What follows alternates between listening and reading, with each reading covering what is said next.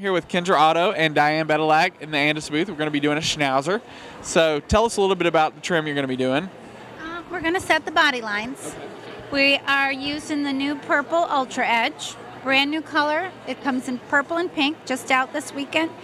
And I'm using my favorite Schnauzer blade, the 6 FC blade. I just love, yeah.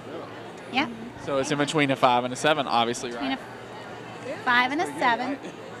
And I just like the way the texture look it leaves on the back coat.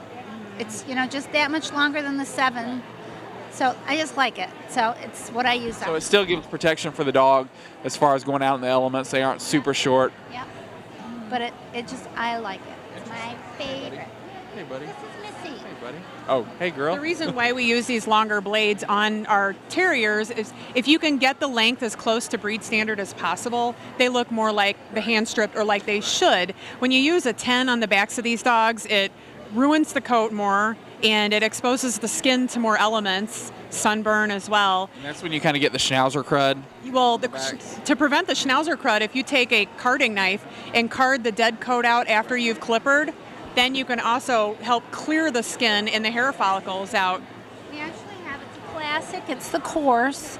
And after you do the clipper work, if you just gently hold the skin tight and pull the comb through the coat, you'll see all the little stuff that comes up.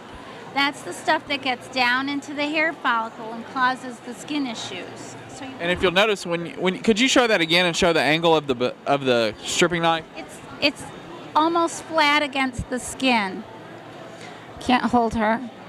But you want to hold the skin tight, otherwise the skin just goes with the knife. I see a lot of people get these knives and the tools and they have them straight up and. Yeah, you don't want to dig in because then you're just irritating the skin as well. It just pulls all that dead, fluffy stuff out.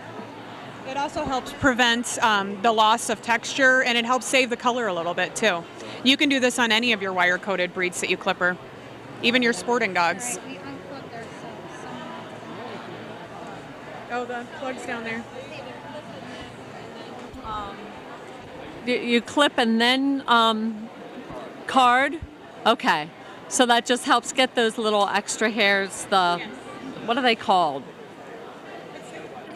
Yeah, the undercoat. Okay, and then the pores don't get clogged, et cetera, right? Okay. Yeah, after you clip some of these dogs, the tiny hairs that you've clipped off fall back in the coat. So you want to make sure you not only get the undercoat, but that as well. Yes, the Schnauzer crud. Top line. Schnauzer has a nice flat level top line. I'm exposing the back thigh, just coming down the back end. Is that with a 10 or a 7? We are using the 6, the 6 FC. I like to back. What's the FC fine cut? I come down to where the knee bends. And it's always important to back brush when you're clippering, like Diane's doing right now. If you brush in reverse, it gets the coat to stand up, and you get more of an even finish. That'll keep your clients coming back. Now, how do you eliminate the line that you see? Like, normally when you're driving around town, you see all of these Schnauzers and Westies and everything else that have this real definite line. How do you eliminate that? If you follow the way the hair grows and blend, be very light-handed when it comes to trimming or clippering by the skirt area, that'll help eliminate that. And you can always take your thinning shears and your carding knife to try to get some of the bulk out of the coat down there.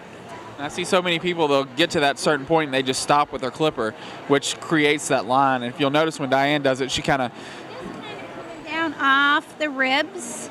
And as the ribs start to come in, I'm just skimming down and almost scooping it out, and it's blending it all in.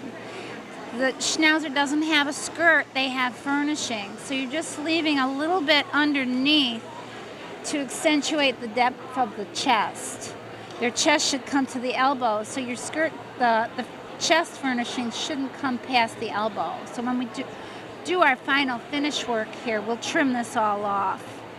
And one thing I normally do, or what I normally teach, because so many people will get to this point and stop, is if you take the skin and kind of roll it up as you're clipping, so roll the skin towards the middle, and it exposes that which would normally be a skirt. And then if you take it off from that angle, then once you let it go, it's already underneath, so it's more of an underline. So we lift it up, and we just go off there. Oh, that's a nice little See? You can teach us old dogs new tricks. And that's why I come here. And every it does. See, it just brings it right down. And you want to make sure that the skirt is under the dog, not on the side. But a lot of times people confuse and end up with a Cocker Spaniel pattern or a big bib on the Schnauzer, and they're not a sporting dog. They're a terrier type breed. Now, what about as far as, you talked about the bib, as far as the chest on a Schnauzer? I see a lot of people that they come down to the breastbone and then they leave a lot of chest, where the chest should actually be more flat than it should be. So how do you eliminate, where you get the cowlicks, as far as when you come down, how do you eliminate seeing that where it goes bald? Will that 6FC help with that because it's a little bit longer blade? It will. Also, what I'll do on the throat, just to kind of clean it up with the head, on the cheeks and the throat, I will take a 9 or a 10 blade, and then I'll use my 6 on the rest of the dog, and I'll take my thinning shears and blend that cowlick line in. And that helps make it look more natural, like it's already there. And with the bib, you have to educate yourself on specific breeds, because take, for example, the giant Schnauzer, they do get a bib. Right. So, but with the Schnauzer, you want their miniature Schnauzer, you want their chest to be flat and straight in front. And you can always take your thinning shears and thinning shear up underneath. You can cut underneath the dog to try to get that to lay down better if they have a huge prominent breastbone. I usually just come straight down and just take it all off. But I do my head with a 7 reverse. Yeah. Rather than a 10. It's just easier to come off when we do the head later this afternoon, Will. I just come right off the eyebrows. It sets everything for you.